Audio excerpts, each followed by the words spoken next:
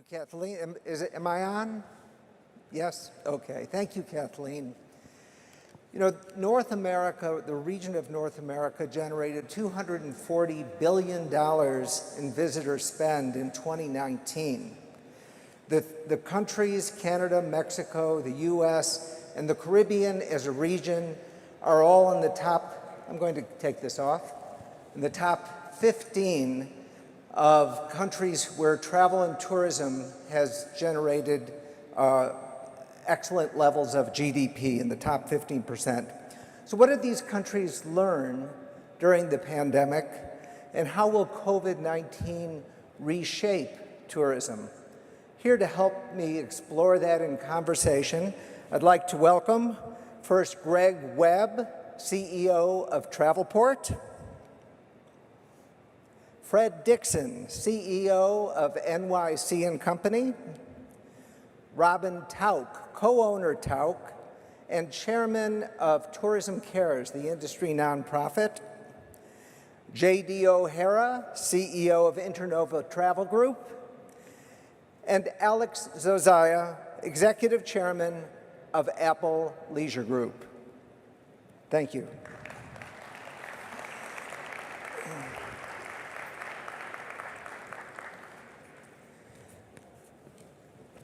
Welcome, everybody.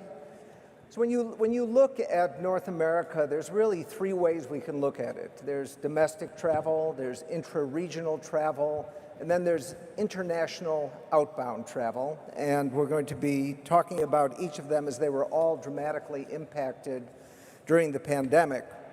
So let's look at domestic travel first. And we have panelists representing different markets that had very different outcomes during 2020 and during the pandemic. New York, Fred, NYC & Company, suffered very, very badly during the pandemic. But the national parks, if they suffered at all, suffered from an abundance of success. And Robin, whose company travels to the national parks, I'd like to ask you about that too. But let's start with New York. Fred, you were coming off a record year of visitation in 2019. Where is it now? How was that?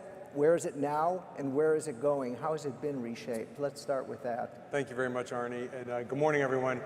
Yeah, I mean, it's been an incredibly challenging year, certainly in the Northeast, and I think for urban destinations in particular, we have our own set of challenges. Certainly, one of our greatest strengths in normal times, the density and that energy and excitement that you get in places like New York, became a real liability. But we've learned to live with that, we've learned to manage it, and I'm really happy to say that New York is reawakening. What we've seen over the past 4 to 5 weeks is that occupancy is beginning to rebuild, certainly on the weekends. It is definitely being led by leisure travel, and we've heard that theme, I think, throughout the morning. But we're above 50% in occupancy the last 4 weeks, adjusted for the new inventory levels that we have, and growing optimism every day. And I'm a firm believer, and we've heard it this morning, that humanity and human nature is going to, I think, take us more back to behaviors that we're used to. I think people are craving those experiences that they've been missing. And in urban destinations like New York, we are preparing for that future. And I think you also asked, how has it changed? I think, for us in New York, one of the things that we've discovered is we have amazing outdoor spaces that we really had underutilized. I think Matthew touched on the idea that trends get accelerated in moments like this. And what we've done is we've taken back many of our streets for pedestrians in New York. And so if you've had a chance to see it on television, or some of you that have been in New York, and you've seen this incredible outdoor cafe culture that's being built, is infusing an energy and an excitement that we haven't seen, I think, in the dining space in New York on this level. And I was just with Danny Meyer, one of our leading restaurateurs last week. We shot a segment in his wonderful restaurant, Gramercy Tavern. And it was just wonderful to be with him, to be on the street, to see the energy of New York alive and thriving in a really exciting way. We're looking forward to Broadway's return in the fall. With the new commitments that the industry is making to diversity and equity inclusion, focusing on our neighborhoods, focusing on our people, making sure that tourism is the most positive factor and impact across all 5 boroughs is one of our leading strategies. We've had that commitment for a long time, but that too has accelerated in this moment. And so what you're seeing is that the people are focused, the product is reinventing itself, and optimism is growing literally every day. Okay, Fred, I want to stop on one thing that you had mentioned. You said the occupancy based on adjusted inventory, and we know that many hotels, iconic hotels, have shut their doors during the pandemic. How much of the reduction is due to, you think, permanent closing, and some of it, how much of it will be for temporary until demand rebounds? Yeah, great question. You know, we'd experienced about 10 years of dynamic hotel growth in New York, and we were third behind Orlando and Las Vegas in terms of total inventory. We went from about 124,000 rooms pre-pandemic to about 88,000 rooms today. So about 200 or a third of our hotels remain closed in New York. Some of them have mentioned that they're going to be closed permanently, hotels like the Roosevelt. But at the same time, what we're seeing is that so many of them are putting dates on the calendar to reopen. We just saw two of our top luxury hotels open at the beginning of April, the Mandarin and the Peninsula. And more hotels are announcing openings literally every day in May and in June and July. And another exciting aspect is that lots of projects were already in the pipeline, construction had already begun, and we're seeing those hotels open. So we're actually adding new inventory at the same moment that we're reopening existing inventory. And we project, based on the pipeline, that we'll be back to about 118,000 rooms by the end of 2021. So we're pretty optimistic, and the confidence that the market and investors are showing in New York is a terrific sign of optimism for the future. That's great. Robin, you, on the other hand, had a pretty good year, didn't you, in 2020 in terms of the national parks and the outdoor spaces. Tell us a little bit how that went and how that might change and reshape the way that Americans tour domestically. Absolutely. First of all, our Tauck headquarters are 1 hour outside of New York City, so we've seen the change happening in the rebound in New York, and we're with you, Fred. Thank you for having us. Our company, our family, we're one of the oldest tour operators in the United States. My grandfather started tours and got license number 1 in 1925. And in fact, we opened many national parks as early as 1927. So we have a long history. And it's been a tough year, but we are rebounding in a way we've never seen before. So many crises that we have been through. This one is different, and how our guests are responding certainly to want to be safe outdoor areas, and our national parks in the United States are among the most beautiful in the world, and we did start operating. We were 11 months shut down. That was the first time we shut down in 96 years since World War II, and our very first startup was February in, of all places, our #1 national park, Yellowstone and Grand Tetons. We had a soft start. Our family wanted to assure health and safety. We were cautious to rebound. And we had several groups that went, intrepid, brave, supportive travelers who didn't know what to expect of all times in the dead of winter, of the COVID winter, a resounding success. In fact, many of those guests are coming back to go back to Yellowstone in winter next year. It was a real moment of pride for us, for our company. Where are we today in terms of domestically? You know, we've had all of our years, although Europe is our #1 area right now. We are a United States, North American tour operator. And at this time, 95% of our guest base are vaccinated. It's just an incredible statistic. Our CEO, Dan Mahar, has told us that he expects almost 97%.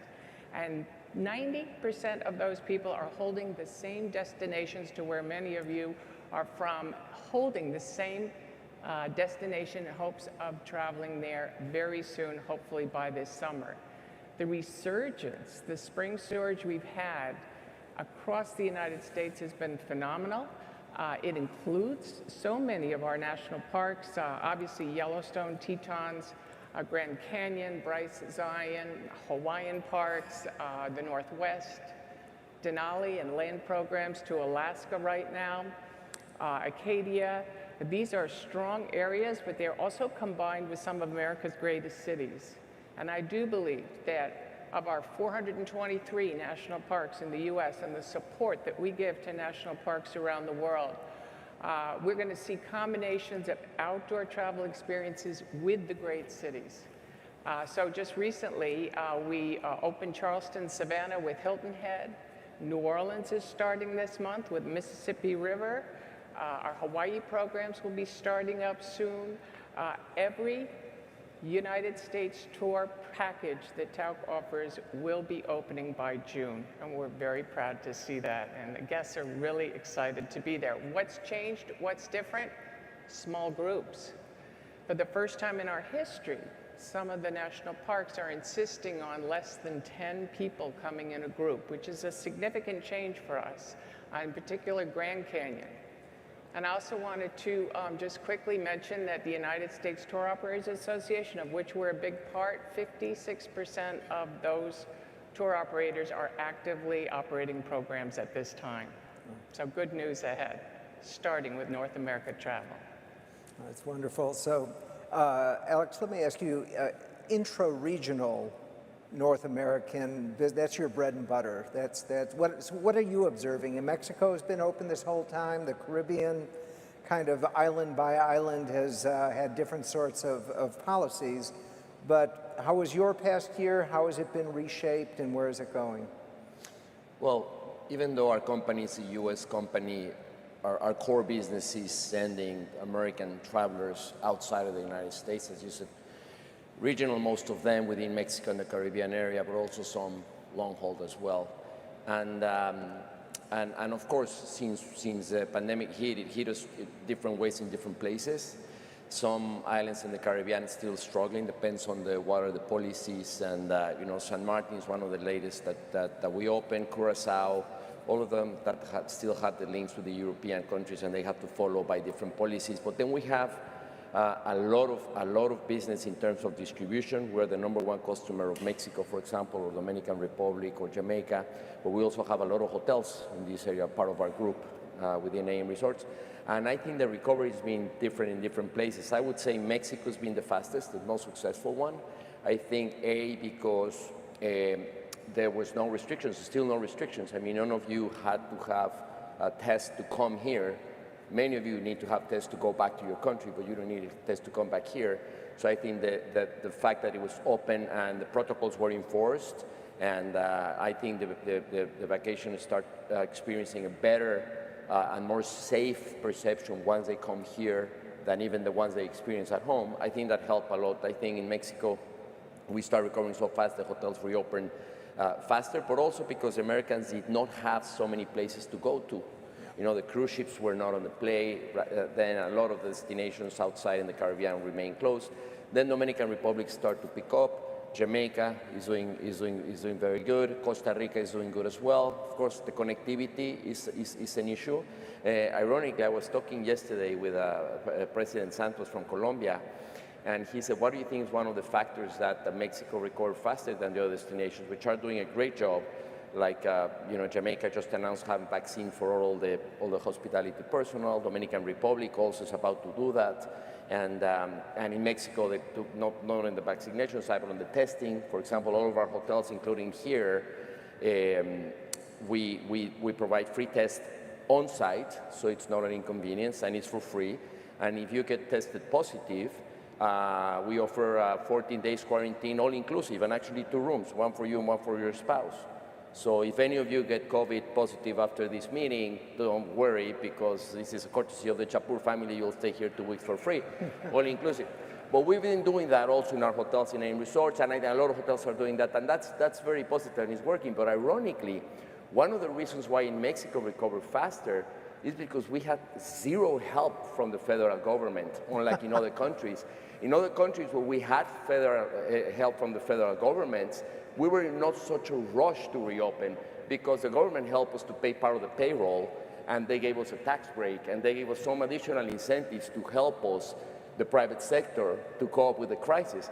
In Mexico, was zero help, and as a result of having zero help, we have to reopen quickly. It was not a matter of how can we stop losing money. We will continue to lose money. We're losing money in some hotels as well still, but it was, what is the point where we lose less money by having the hotel open than having the hotel closed, and at the same time generate the employment. So in Mexico, we were kind of forced to put our act together, get the private sector got together, move immediately, Big help from the state governments. Quintana Roo is a great example of how they did great things, but also, in Los Cabos, Baja California, in Jalisco, in Puerto Vallarta, etc., other places. But it was an alliance in between the private sector and the state governments because we had no recourse to immediately put ourselves back to work. And ironically, the strategy worked. Pretty much it worked better than other places by doing nothing instead of receiving a subsidy. So, but anyway, we're back in business, and just want to say that the numbers we've been having in the last month for future bookings from the United States to Mexico and the Caribbean for the remaining of this year and winter of next year are better than this time in 2019. The market is a little bit different, no incentive groups that we lost. Weddings are smaller and less weddings, and so some of the high-end business is still behind. But in general terms of bookings, even though the rates are lower, we still have to fight for those rates to recover the rates.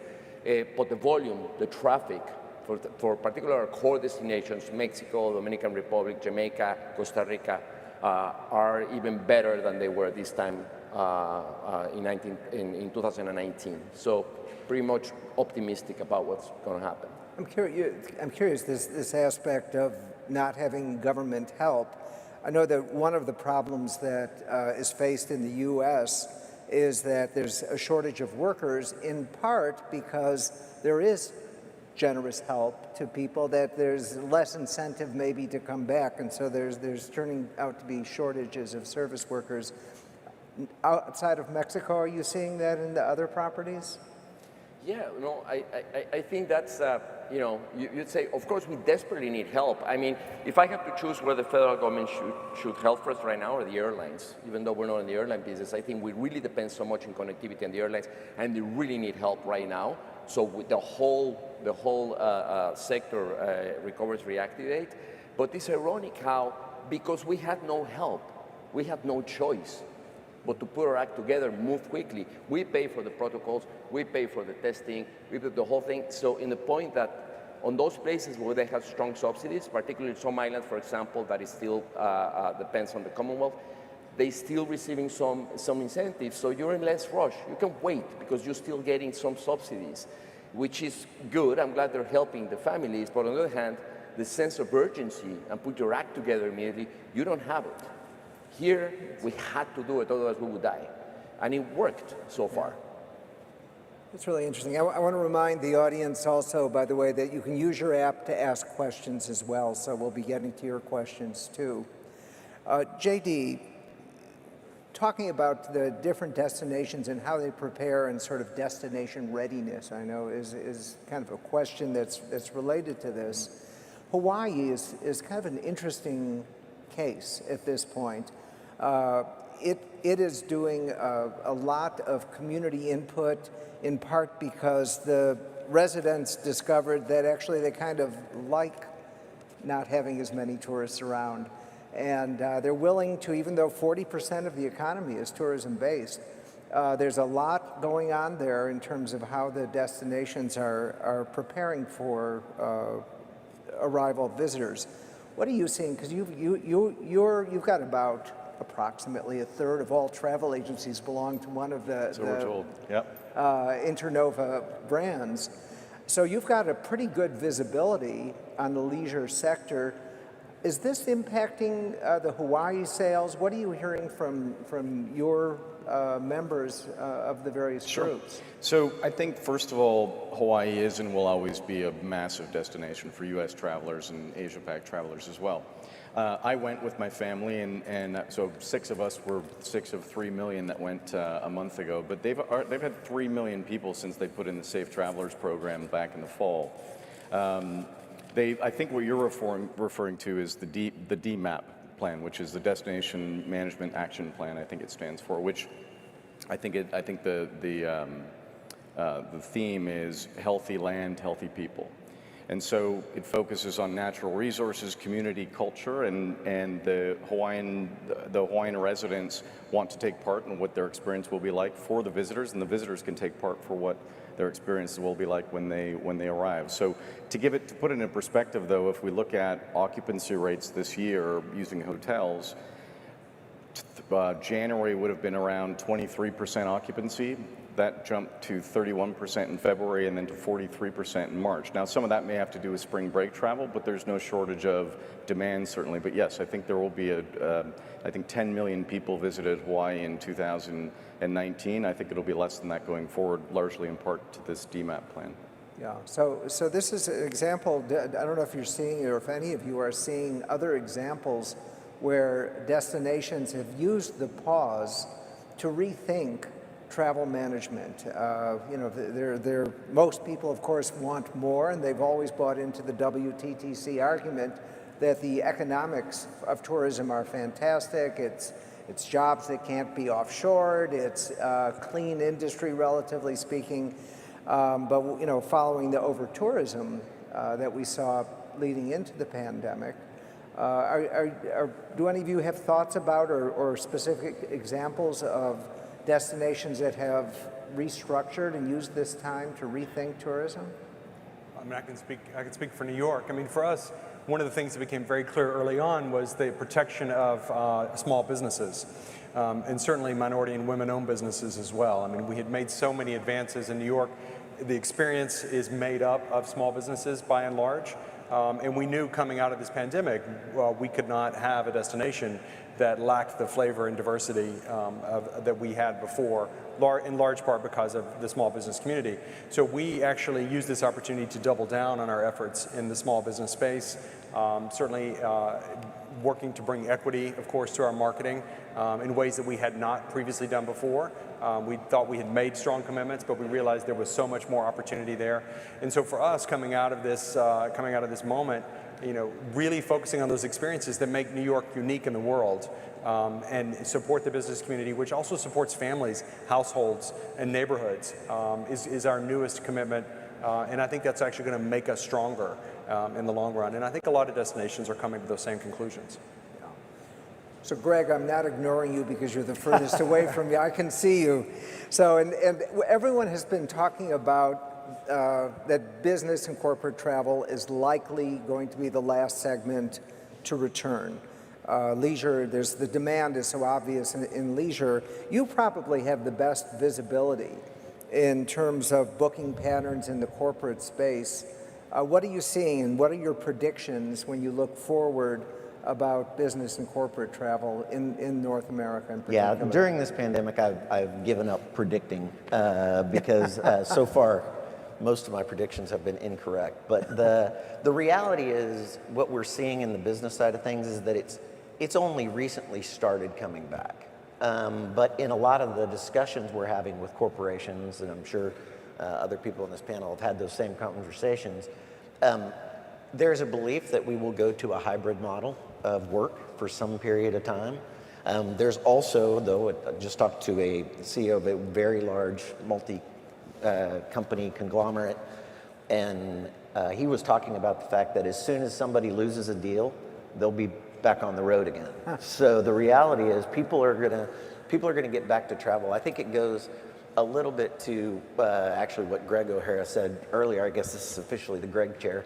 That the certainty around policy, certainty around the safety protocols and things will generate the impetus for people to get back on the road for business travel. And I think it's going to lag. We're no question when we look at the shopping data, almost 2/3 of the shopping data today is to leisure destinations. So we're seeing that that's recovering significantly faster. But we're beginning to see the growth of traditional kind of LA, New York, Dallas, Chicago. In the US, we're starting to see those business hubs begin to generate more and more traffic. Yeah, I mean, given to your point about, I think you're right, as soon as the first deal is lost, people will be back on planes. But one thing that Zoom has certainly been used a lot in my company, I'm sure a lot of yours, is for intra-company meetings. That do you hear and do you foresee that perhaps that aspect of business travel will be permanently reduced? I think there will be a permanent change. I don't know what that change exactly is. We've talked a lot about the fact that you may have more remote workers than you had before. That may actually generate more travel because you may have more remote workers that have to go back to headquarters on a more regular basis. So they're working at home for most of the quarter, but where they wouldn't have traveled at all during the quarter, they may have to go on a monthly basis to HDQ for some good reason. So I do think there'll be a permanent shift. It's hard to figure out what that shift's going to be because one of the things that I find really interesting in having discussions with others is when you move to that hybrid environment, it's been fine. We're all on Zoom. We've all been doing fine in terms of productivity, in terms of the way that we've been interacting with our employees, but that's because we're all home. Nobody's in the office. The problem is when you get back to a hybrid model and you got half of the group that's in the office and half that are at home, all of a sudden, all that social dynamic, all the social environment, somebody mentioned it earlier, I've learned things about employees I never would have learned in the office because it all happens on Zoom. So everybody, the first 2 minutes of the call is, oh, my kid just graduated high school. My baby threw up in the, it's all that kind of stuff. That's going to go back to the office. And that hybrid environment, I do think there's going to be a drag on productivity. And it's going to cause people to relook at exactly what scenario they're willing to look at. Yeah, I would imagine also that business travel, once that gets going, people are going to be less available for Zooms. They're going to be on airplanes. They're going to be moving along. JD, you've got a lot of corporate travel in yours. Are you observing anything different? One of our divisions does a regular, or we all do regular surveys, but one of them on the corporate side did a survey recently, and the results were that 83% of our corporate clients would be back on the road come October 1st. I don't think that's 100%, but I completely agree with Greg. I think that I don't know what it's going to be, but something will make up for the lack of. It reminds me of the advent of the internet and email when that was the paperless society, and all we did was print more emails. And I think there's going to be some version of that comes out of this, and I'm not sure what it is. We're also seeing our MICE businesses doing extremely well, so some sort of hybrid meetings and events businesses as well. But you can foster existing relationships on a box on a screen for so long, but it's very, very difficult to forge new ones. And I think this is a good example of why people will get back on the road. As soon as they have their first meeting, I think they're going to say, oh, now I remember why we were on the road so much, yeah. Yeah. So JD, well, we've got you. Cruises are certainly a huge, huge part of the North American travel scene. It's both intra-regional, it can be domestic, it could even be outbound to another region. So your leisure brands, which I think is the majority of your brands, that is so central to their businesses. So one thing someone asked me yesterday was, how are travel agencies doing? Did you lose a lot of membership? Was there a lot of churn among the different brands, among your brands and other brands? I'm just kind of curious because so many of the suppliers really depend on the agencies. Yep. And that's just a question about how that's going to impact and reshape travel in North America. Yeah, we've grown from a membership perspective, so I think we're probably fortunate in that regard. But I think some of my colleagues in the room here have experienced the same. So cruise is massive from a global perspective. I think there's 30 million passengers roughly that traveled in 2019. In North America, mostly the U.S., accounts for more than half of that. So this has been a huge impact on our business. I think I'll take this opportunity to thank all of the cruise lines who did what they did to protect commissions, because I think that really kept a lot of our agencies afloat. It's a mystery what's going to happen here. There's discussions going on with the CDC and the major cruise lines. I think right now, Robin, we talked about November 1st, right, was the official date, but there seems to be hope and there seems to be progress being made with the CDC and the cruise lines that hopefully in July sometime they'll start cruising, but right now it's ex-US ports. So it's going to be a rough summer if we can't get back to sea. Okay. For small ship cruising, I think small ship cruising is going to bounce back first. We've been doing really experiential land and small ship cruising and European riverboating now for almost 25, 30 years. And small is big was a motto that TALC coined about long before the pandemic, maybe 10 years ago or so, and it is so coming to fruition now, both in group size and in the experience out at sea. Iceland, as many of you know, is accepting vaccinated travelers. We have beautiful small ships that do circumnavigation exclusive for TALC. Greece will be opening, we heard yesterday, and we do have our first group in Greece on June 4th with another small ship there. So Americans are feeling comfortable going in an environment where they trust the operators, they know the protocols up front. Cruising is going to come back big, as we know, when it is ready. And for European riverboating, it seems to feel one of the safest way for the American travelers to experience their first European vacation after the pandemic. We had the largest increase in riverboating bookings, in luxury riverboating bookings in the last 2 weeks than we've ever had in the history of our riverboating. Wow. So they are really ready to go. And to another point, JD, and to Matthew, who was speaking earlier, I foresee an amazing resurgence of the value proposition of the travel advisor and the tour operator and cruise industry. Our traveling American public need these advisors. They are changing and changing their plans. They're confused by the cancellation policies, by where their money is going, by the security of where their deposits are kept. And when you have the trust of the companies that many are represented here and the advisors, they are calming and encouraging the American public to get out there. And I think it's going to be a stronger partnership and relationship than it's ever been, and the consumer is going to benefit in the end. Okay. I should take this moment to ask the moderators back of house, are there any questions that have come through from the audience? Okay. I'm going to go back to you, Robin, for just a second. Earth Day was last week. You are chair of Tourism Cares. I'm on the board of Tourism Cares. Fred's on the board of Tourism Cares. The pandemic seems to, as Matthew had said, accelerate certain things, and particularly it accelerated sustainability.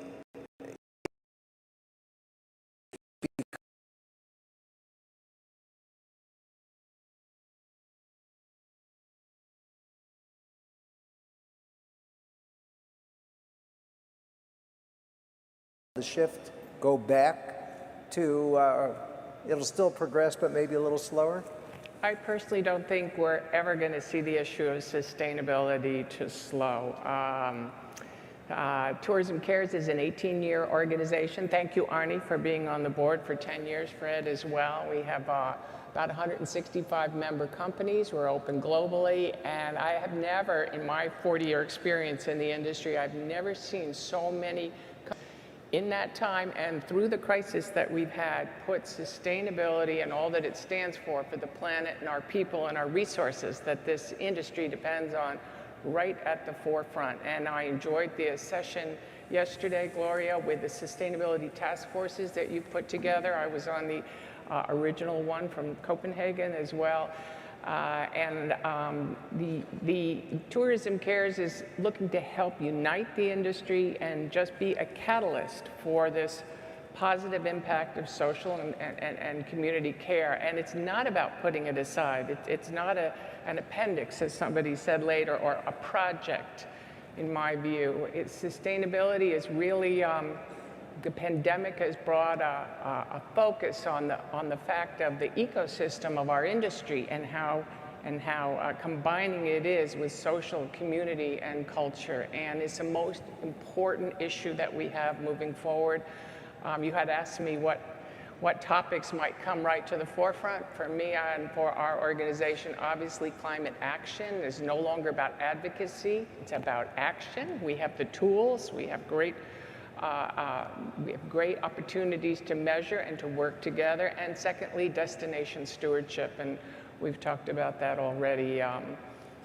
We have, during the pandemic in June of 2020, Tourism Cares brought together a coalition, the first of its kind, called the Future of Tourism coalition. It is 6 and 7 nonprofits, some of the best in America: Green Destinations, Sustainability Travel Index, Travel Foundation, Tourism Cares, obviously, the GSTC. Never before had these 6 entities worked together. We are all working together now with guiding principles, and fundamentally, we have the tools for every company to embrace sustainability and to get on their journey wherever they are and have this positive impact. Very important. Thank you. Thank you for, you've now identified your key takeaway from the panel. I'd like the other panelists to just close with, from what we've discussed, is a key takeaway you would like the audience to be focused on. And Greg, let's start with you. Yeah, I will go back to, I think that based on everything we see today, all the shopping data and the booking data, people are looking for certainty. They're looking to feel safe and looking for certainty. I think as governments get consistent with policy as we go through this summer season, we've seen what the EU just did. The UK has come out with a pretty definitive policy. The US is getting closer to being more definitive around its policy. As that happens, I think you will begin to see kind of an uptick in just overall travel, just based on everything we see today in shopping data. All of the travel right now is being driven by policy, not by people, because there's so much pent-up demand in the system that as soon as people have a realization of what they can count on, I think you're going to see a significant uptick. Okay, Fred? Yeah, I would agree with that. And I would say, in conversation with Danny Meyer last week in New York, he said, you know, we've been in a crouching position for quite some time in the hospitality industry. And when you have to move from a crouching position to a standing position, you have to lurch forward. And I think he's right. You know, travel is going to be a coiled spring. It's going to rebound quickly. And, you know, you've heard it mentioned here already this morning, but the need to communicate clearly, to Greg's point, and to emit positivity.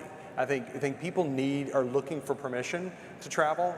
And I think we have a great story to tell, and we're bullish on the future. Thank you, Fred. And Robin, you mentioned sustainability. JD?